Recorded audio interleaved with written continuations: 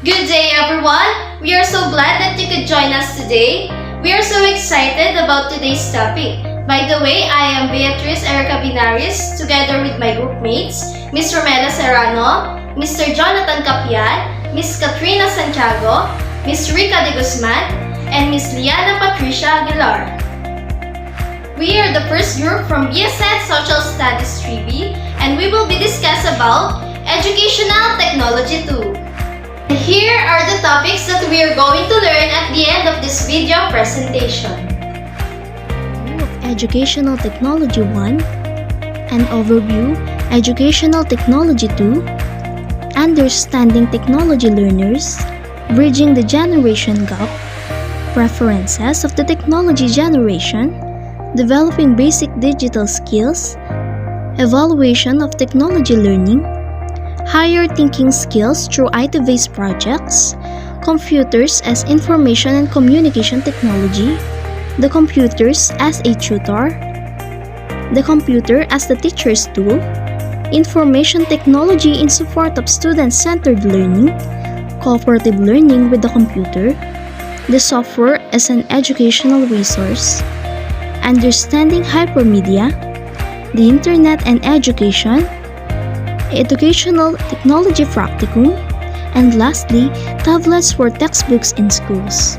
And without further ado, let's begin. Our first lesson is entitled Educational Technology 1. What is educational technology? Educational technology is the development, application, and evaluation of systems, techniques, and aids to improve the process of human learning, as cited by Lucido 1997. Armed with the Association of Educational Communication and Technology states that it is the theory and practice of design, development, utilization, management, and evaluation of processes and resources for learning. Truly, the foundation for a truly satisfying exposure to educational technology has been firmly laid down by the Educational Technology 1 course, starting with thorough treatment of the history of educational technology, quality education, and the roles of educational technology in the 21st millennium. Thus, educational technology discloses in common that is encompasses the use of instructional media as part of the complex process of teaching and learning, and stresses its ultimate goal of improving any teaching learning situation. On the application of educational technology to instruction, Educational Technology 1 showed the four phases of application of educational technology in teaching and learning, namely, first, identification of learning objectives, second, design of learning experiences, third, evaluation of the effectiveness of the learning experiences, and lastly, improvement of the learning experiences in order to achieve the desired outcomes. Adding to the technology sophistication of the learners, Educational Technology 1 fittingly refined the distinction between educational technology and other concepts, such as instructional technology and audiovisual aids. So, I think you've now got a good understanding of Educational Technology 1, right? Okay, so let us now jump to our next lesson, which is an overview, Educational Technology 2. Educational Technology 2 is concerned with integrating technology into teaching and learning, specifically focused on introducing, reinforcing, supplementing, and extending the knowledge and skills to learners so that they can become exemplary users of educational technology. Also, it involves a deeper understanding of the computer as well as hands-on application of computer skills. The course is primarily directed at enhancing teaching and learning through technology integration. It aims to infuse technology into students' teachers' training, helping them to meet and adapt to rapid and continuing technological changes. It can also of great use to professional teachers, school administrators, teacher educators, and anyone who is interested in how information technology can be used to improve not only instruction but the school management program and curriculum. Necessarily, Educational technology too will involve a deeper understanding of the computer as well as hands-on application of computer skills. But this is not to say that the goal of the course is to promote computer skills. Rather, the course is primarily directed at enhancing teaching and learning through technology integration. Hence, we should always remember that to be able to teach, one must learn first. Technology is helpful, but its helpfulness depends on the appropriateness of its usage. For your first activity, formulate your personal anticipation on what can you learn from the course given your own experience with computers and fun activities you presently get from it. List your anticipated expectation in a manila paper or PowerPoint for your class presentation. So, I think you've now got a good understanding of educational technology too, right? Okay, so let us now proceed to lesson 3, Understanding Technology Learners. Today, learners appear smarter, yet they can't read as their parents do and they are addicted to the internet. Concentration is questionable. They become alive through video presentations, group activities, and computer classes. The new generation of the 21st millennium is not the kind of learner that teachers today were, but are information technology or digital learners.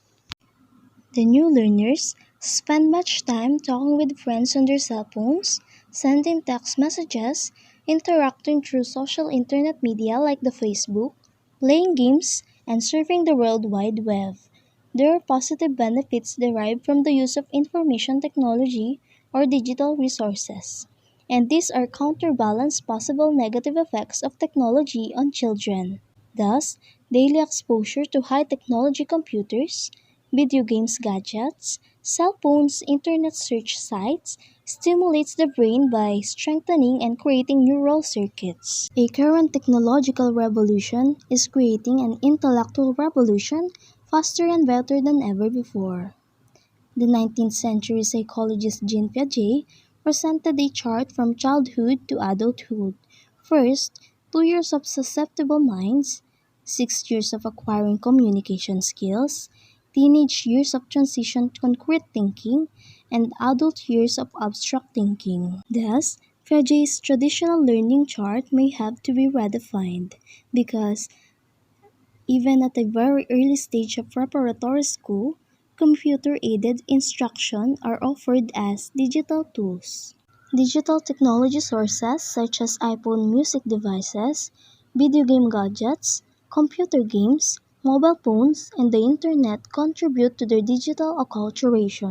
There are valid concerns which must be met, and among these is the feared underdevelopment of the new learners along social face-to-face interaction skills. There is the phenomenon of the young generation taking on multitasking as they perform tasks simultaneously, watching video, chatting online, downloading pictures and music, surfing the web. Moreover, multitasking can be detrimental since this prevents concentration and the completion of specific tasks.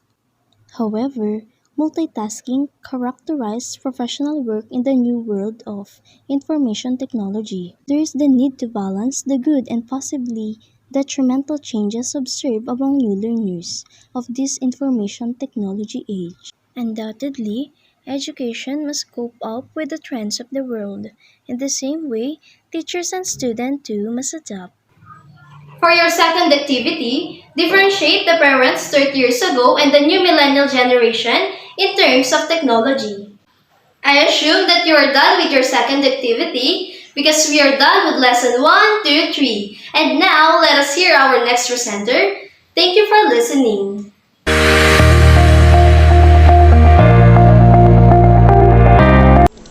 Good day everyone, I am Romela Eserano and I will be the one to discuss to you the lesson 4, Bridging the Generation Gap, lesson 5, Preferences of the Technology Generation, and lastly, lesson 6, Developing Basic Digital Skills. And now, let's proceed to lesson 4, Bridging the Generation Gap. The older generation often feels there is a generation gap between them, and the younger generation, particularly in simple things like the manner of dressing, socializing, more intimate relationship like friendship and marrying.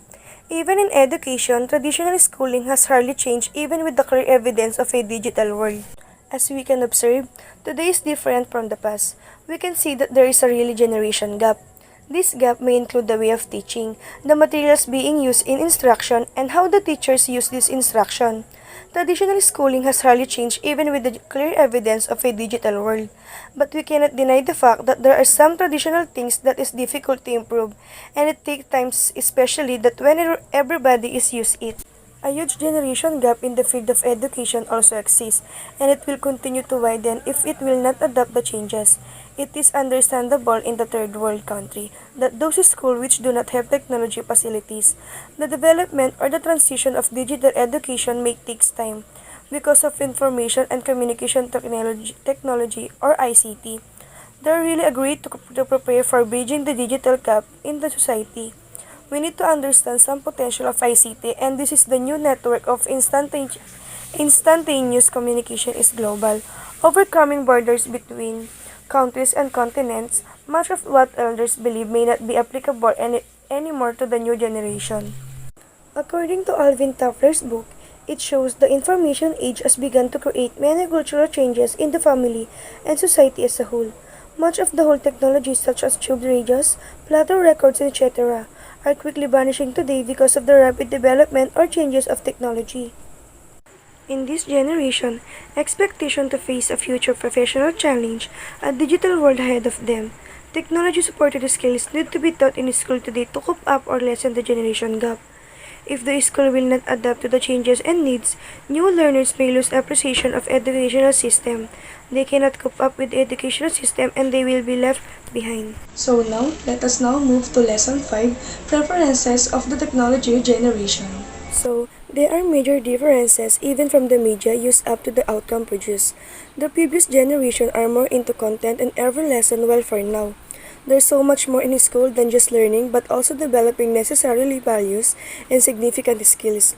These major differences makes the generation gap.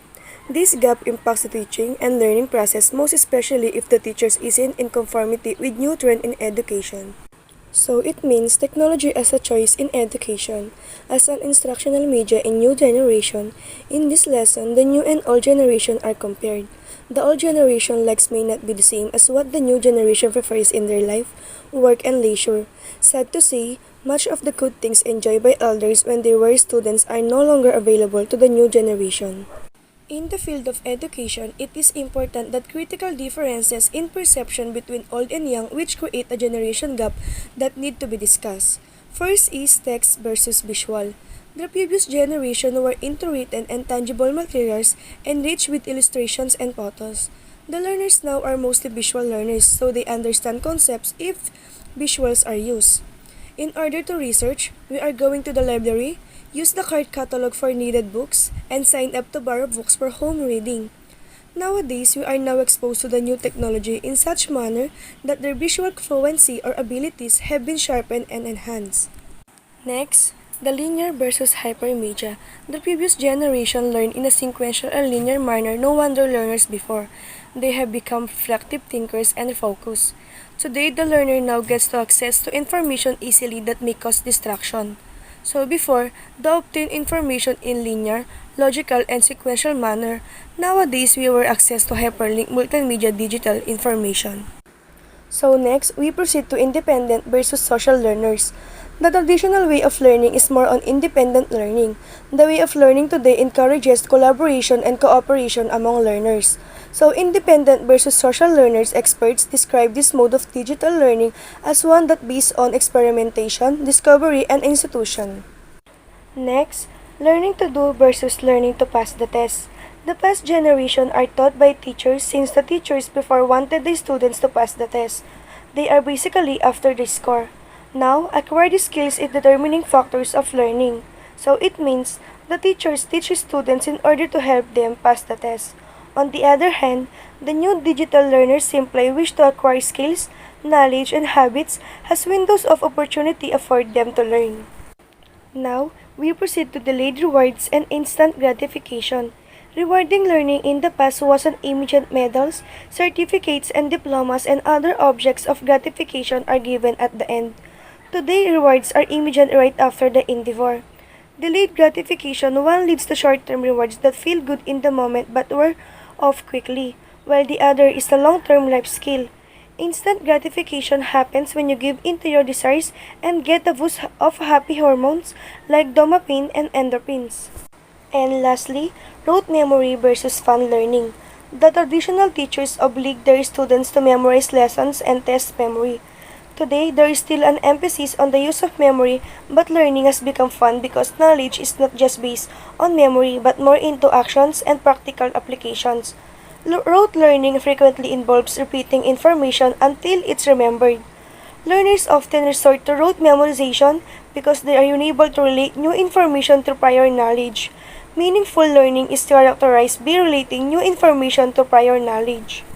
The older generation often feels there is a generation gap between them. For this lesson, I prefer you an activity which is using a Venn diagram, compare and contrast the methods of the previous generation and the present generation. And lastly, let us now move to Lesson 6, Developing Basic Digital Skills. Developing basic digital skills in order for teachers to better adapt of the digital world, it must be made to know to them the basic skills to develop. Primarily, it should be the 3 R's, the reading, writing, and arithmetic. There are 6 skills essential in equipping the students to become successful. First, the solution fluency. This refers to the capacity of the students to devise creative solution to practice, apply, and evaluate the effectiveness of the solution. Solution fluency is the ability to think creatively, to solve problems in real time by clearly defining the problem, designing an appropriate solution, delivering the solution, and then evaluating the process and the outcome. Second, information fluency. This refers to the ability to access information not only in the internet, but on the other resources too. Ability to retrieve information and ability to evaluate and reflect on the validity and accuracy of information.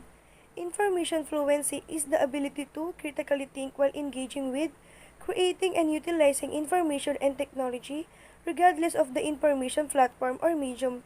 It can be considered as both an overall competency as a collection or knowledge and skills. So third, collaboration fluency. This refers to the teamwork, be it virtual or actual, of the learners. There is partnership among learners in learning. So it is refers to a teamwork proficiency that has reached the unconsciousness ability to work cooperatively with virtual and real partners in online environments to create original digital products. And next, the media fluency. This refers to the ability to evaluate information from chosen media and ability to creatively make one that can also be published. It is ability to unconsciously interpret the messages contained within media of all sorts, and the ability to communicate in multiple multimedia formats. Now, we proceed to creativity fluency. This refers to the ability to creatively create stuffs, so it is the process by which artistic proficiency adds meaning through design, art, and storytelling. It is about using innovative design to add value to the function of a product to the form. And lastly, digital ethics. As a digital citizen, the digital learner is guided by principles that will help him or her do right decisions before he or she clicks or thinks. It is a study of how to manage oneself ethically, professionally, and in clinically sound manner via online and digital mediums. For this lesson, I will prepare you an activity which is an essay. Give 3 skills that an individual has to learn today in order to catch up with the new trends and explain why those skills are important.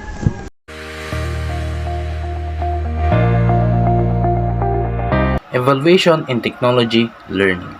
In this lesson, various methods for using computer-based technologies as integral support to higher thinking skills and creativity are proposed. It is stated that the student evaluation must change and that assessments must conform for not to the literacy of the previous century, but to the new literacy of the 21st century. Teachers must adopt a new mindset in evaluating digital learners. The 6 fluencies must be considered in evaluating the skills and the knowledge of the students for 10 to function effectively, productively, and creatively in a new world. Standard paper tests are not applicable in assessing new learning. It is said that as students participate in the problem-solving learning process, assessment will improve. Focus should be placed on the 4 Ds: define, design, do, and debrief, which enable students to solve problems using higher level theoretical and practical thinking. For our topic in evaluation in technology learning, create a poem why evaluation is important tool in education.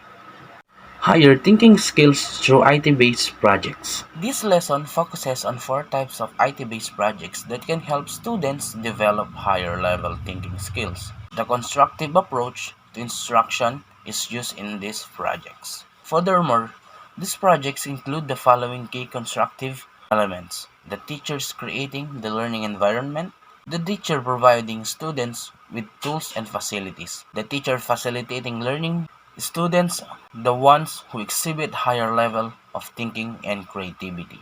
These creative projects can be realized with the assistance of teachers who have technical skills. Project listed below are tools for getting them started. For our activity in higher thinking skill through IT-based projects, develop an infographic poster incorporating higher thinking skills in IT-based projects. Computer as Information and Communication Technology. ICT is a broader term for information technology, which refers to all communication technologies such as the internet, wireless network, cell phones, computers, softwares, middleware, video conferencing, social networking, and other media applications. Services that allows users to access, retrieve, store, transmit, and manipulate information in digital form. ICT can also refer to the integration of media technology such as audiovisual and telephone networks with computer networks via a unified cabling system, including signal distributor and management or link system. However, because of the concepts, methods, and tools involved in ICTs are constantly evolving on almost daily basis, there is no universally accepted definition of ICTs. Also, for our computer as information and communication technology, we were having a reflection. What do you think is the disadvantage when one doesn't have a computer nowadays?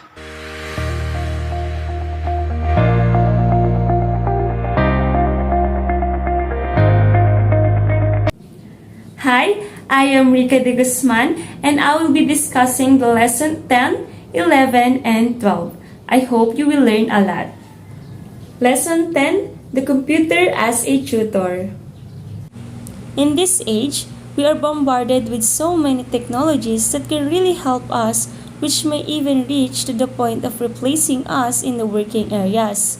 For example, computers are among those techs which offers a big help in doing works in the corporate, industrial, or educative aspect. We are all aware that there are many types of technology present in our world, and I assume that most of us have experienced to utilize different kinds of machines or devices.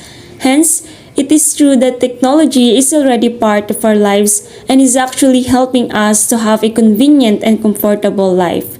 Thus, those who can afford to buy those devices are having less works. As an example, computer is one of the most vital machine that has a big contribution in our society, particularly in the field of education. Therefore, it is precisely correct that computers is a huge help for the teachers because it is helping them in their works. Computers assist teachers in many beneficial ways. Hence, the development of computer-assisted instruction made the teachers feel grateful. Why? Because some of their tasks were done by the CAI. However, it is important to remember that no kind of technology can replace the role of a teacher. Thus, teachers, to incorporate CAI, they make sure that their students are familiar on how to use a computer or they have the skills. Then they will identify on what are the appropriate learning objectives and plan different proper activities to attain those objectives. Moreover, to evaluate students, the use of tests is utilized. Therefore, students are learning continually, especially the CAI provides feedback at the end of every activity. Moreover, the CAI provides many benefits to the students, just like it helps the students to be an independent learner. One must learn how to work or study on his own to further learn more. Moreover, lessons which is taught by a teacher inside the classroom is now incorporated in the computers. There are drills and practices delivered by the CAI which actually helps students. Hence, those activities makes every individual to learn more skills and be a critical thinker. But those practices should be followed to the lessons that is needed to be learned by the students. Furthermore, there are instructional games in CAI that helps students in learning basic skills. It also has a problem-solving software that will enable learners to improve their problem-solving abilities. Plus, there are many sources a student can access to like the encyclopedia, electronic books, multimedia, etc. Obviously, computer plays a vital role to the education, especially to the teachers because it helped them to deliver their lessons in a fun way as an alternative way of learning information. However, we should always remember that no matter advanced the computer is, it can never function in a classroom if the teacher will not operate it. Okay class, you're going to have a group activity wherein you have to make a slogan about the importance of computers in the field of education. Okay? Lesson 11, the computer as the teacher's tool. Now that we've learned that computer is essential in the field of education, let us now tackle what are the benefits of computer. First, in terms of content, we define constructivism as an approach that enables students to make their own concepts and meaning about various things. Therefore, this approach will be done if the teacher will utilize computer as one of the tools in teaching. Why? Because if it will be applied, then it will serve as an informative tool. Since computer will be more efficient if it's connected to the internet, then everyone will have the access to different information in national and international sources. Hence, those information will help the students and teachers to gain more knowledge, and teachers will be able to teach their students how to look for reliable sources online and disregard fake information. Next, as a communication tool. Because of the internet, we can now connect with other people conveniently and faster despite of the distance from each other. Hence, a teacher can still have a connection with her or his students and perform a virtual class or activities regardless of the distance of the whole class. Thus, learning is still uninterrupted. Third, as a constructive tool. Since many programs are available online and students can download those programs, they can now easily make their own works. Hence, their ideas can be seen in text or in different manner. Therefore, teachers will encourage the students to answer activities and express themselves with the use of computer programs. Lastly, as a co-constructive tool.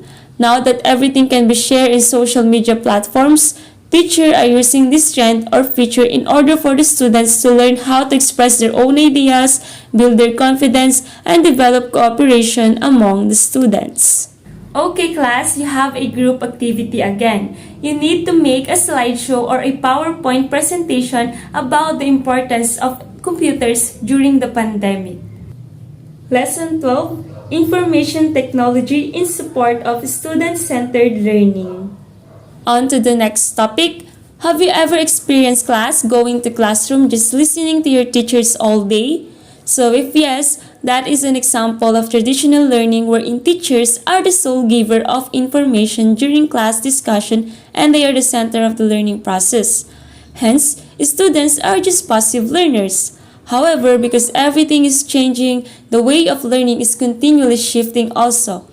Therefore, student-centered learning is utilized by the schools now to help the students become active learners, critical thinkers, and enhance their creativity.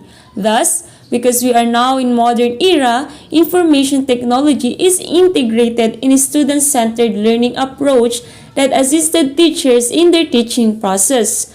For this reason, the students are learning more to enhance their skills and they can access to and information with the use of internet. Hence, it is really evident that nothing is permanent in this world and one must learn how to catch up. Okay class, This is an individual activity. You have to make an essay about why is it important that I should be a digital citizen. Express yourself for at least 3 paragraphs.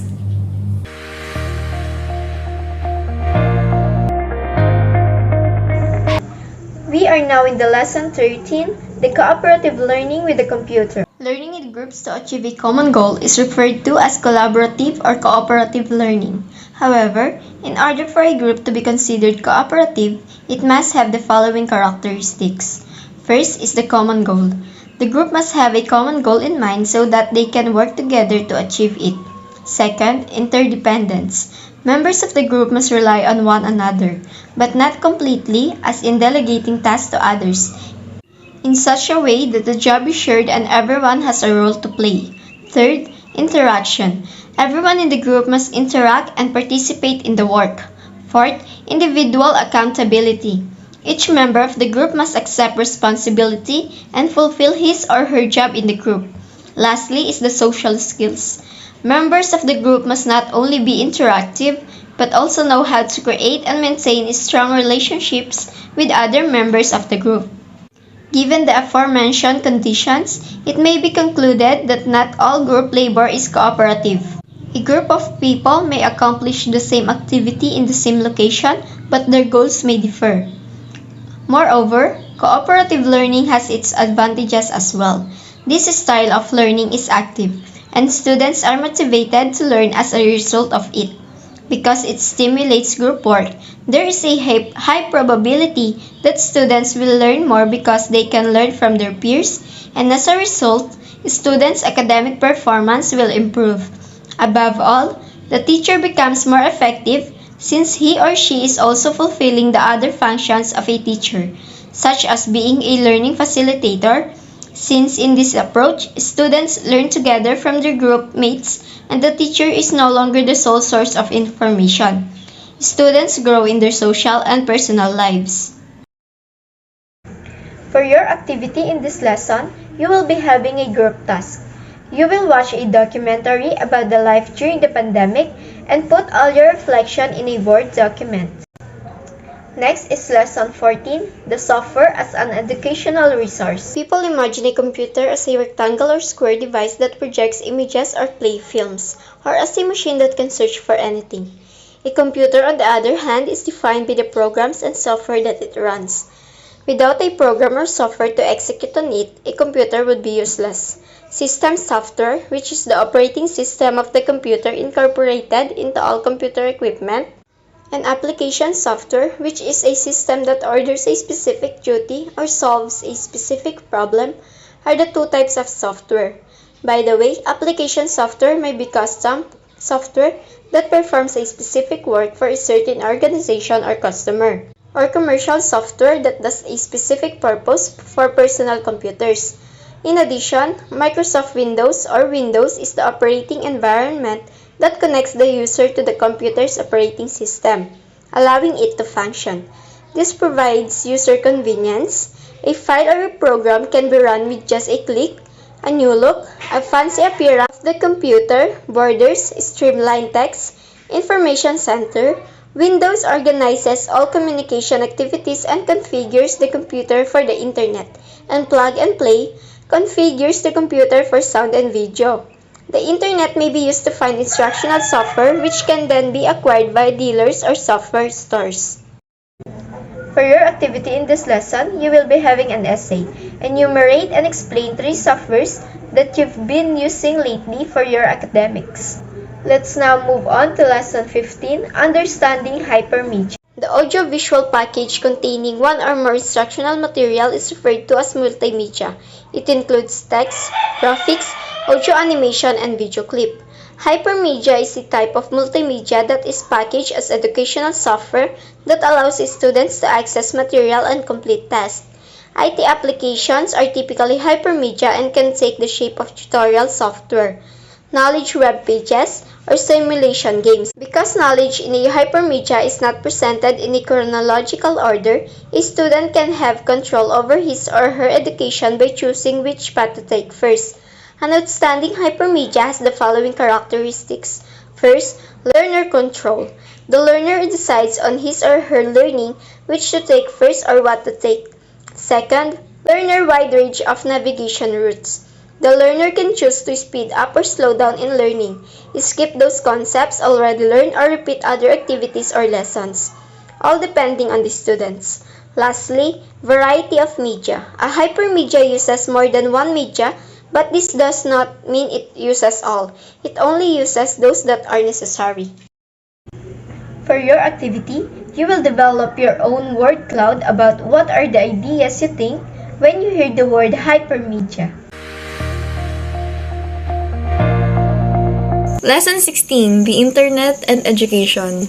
Lesson 16, the Internet and Education. Have you ever heard of a person or a friend who cannot live without using the Internet, class? I bet no one. Considering on the Internet, we can do many things that our previous generations weren't able to do. But first, what do we mean by the Internet?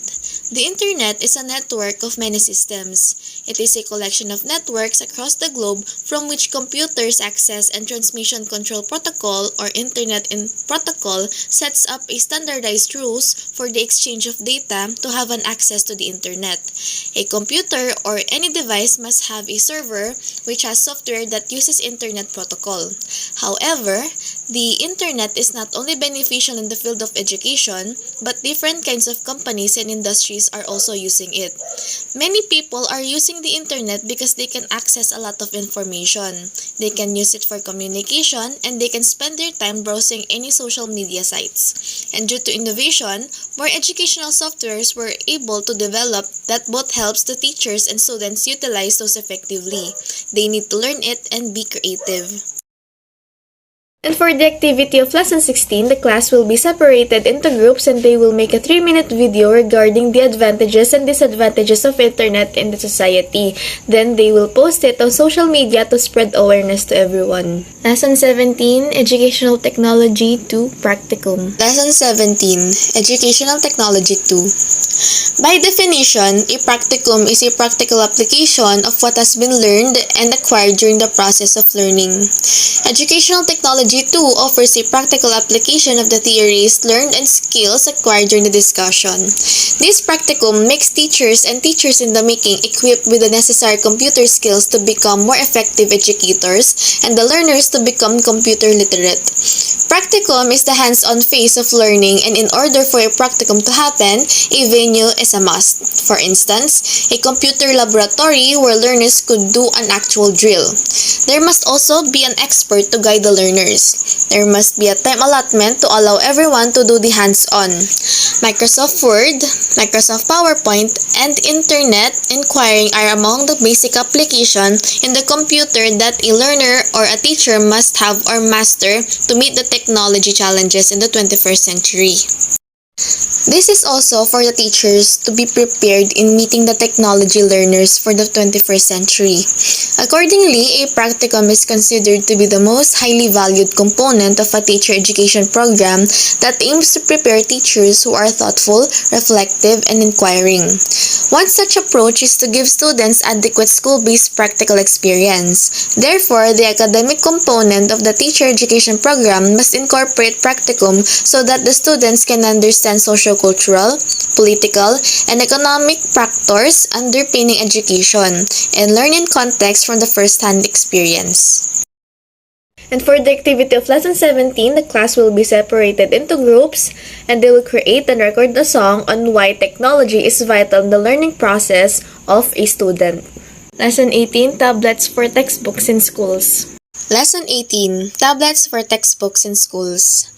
Reading and learning have gotten more convenient since the introduction of tablets. If reading books causes your back to hurt, tablets are here to help. However, schools in today's time, books remain the most common medium of learning. Although books last longer than tablets, many educators increasingly prefer to use tablets in the classroom. Apart from being less bulky, it provides more comprehensive and faster access to information because it can not only hold books but also connect to the internet. A book has its benefits, and a tablet also has its advantages. Today, either of these two may win. We cannot deny that we are moving into the digital sphere, where digital things are unavoidable.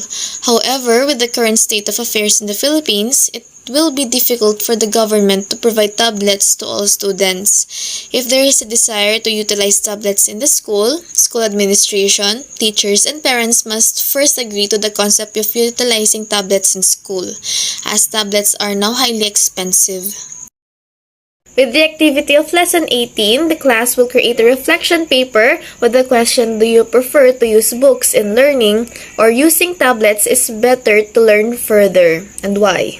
And that's the end of our discussion. Thank you for listening. Bye!